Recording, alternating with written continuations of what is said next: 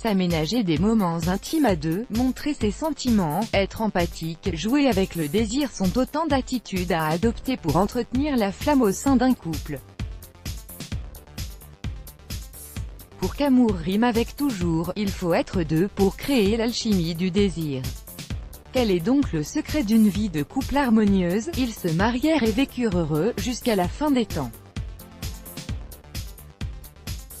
Ah, si seulement la vie de couple était un éternel fleuve tranquille, au début de la relation, tout est rose et cotonneux, vous affichez un sourire gaga et pensez que c'est parti pour la vie. Puis, les jours passent, les mois et les années. L'enchantement des premières fois s'évapore. Vous avez plus l'air d'un vieux couple aigri, se chamaillant sans cesse pour un oui pour un non. L'ennui est à deux doigts de briser votre bonheur conjugal. Pour éviter de tomber dans ce piège, on vous livre, à défaut de potions magiques, quelques conseils pour raviver la flamme. Assainissez les terrains de conflit et adoptez une attitude gratifiante. Inutile de rappeler qu'il n'y a rien de plus toxique dans un couple que ces bombes à retardement que sont la rancœur, les querelles inutiles et les reproches, surtout ceux qu'on refoule.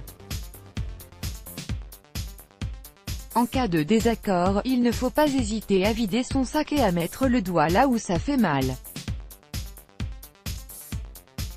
Se dire ces 4 vérités et s'adresser des critiques sans pour autant sombrer dans la vulgarité s'avère libérateur. L'alchimie du désir ne se nourrit pas que de sexuel, ça ne se résout pas par un rapprochement au lit, mais tout habillé.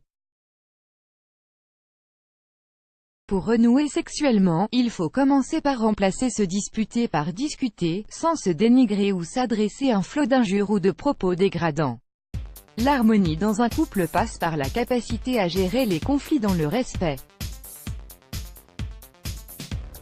On oublie de dire à celui qui partage notre vie tout le bien que l'on pense de lui ou d'elle et on pense à tort que sa présence est une obligation, non un don de soi.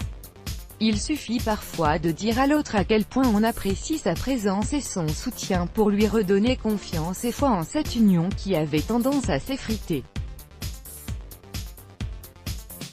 Plus qu'une preuve d'amour, il s'agit là d'une réelle preuve de désir, un désir de ne pas voir son couple voler en éclats. Et puis avouons que rien n'est plus émoustillant et émouvant que le sentiment d'être valorisé et apprécié pour ce que l'on est au regard de l'être aimé.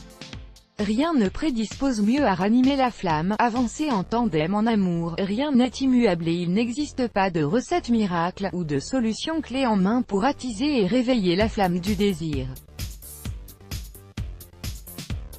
Mais dites-vous que vous n'êtes pas des ennemis ni des adversaires, imaginez-vous comme un tandem qui joue au tennis du même côté du filet.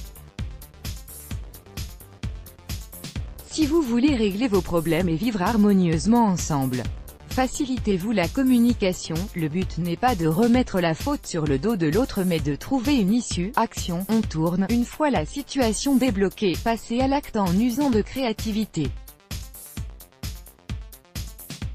Changez par exemple de décor. Les études le démontrent, les couples s'unissent volontiers plus quand ils changent de cadre. Une chambre d'hôtel, un lieu insolite, des bougies parfumées, une ambiance tamisée, toute stimulation est la bienvenue pour créer une nouvelle atmosphère. C'est connu, le désir s'émousse par manque de créativité sexuelle.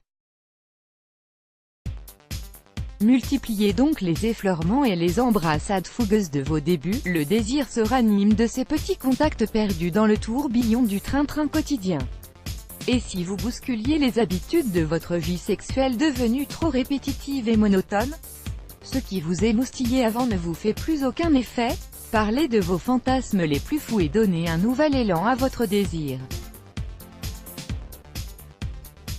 Croyez-le ou non, le désir tient parfois à des choses bien plus simples qu'à des jeux de rôle coquins pour éveiller une libido en berne.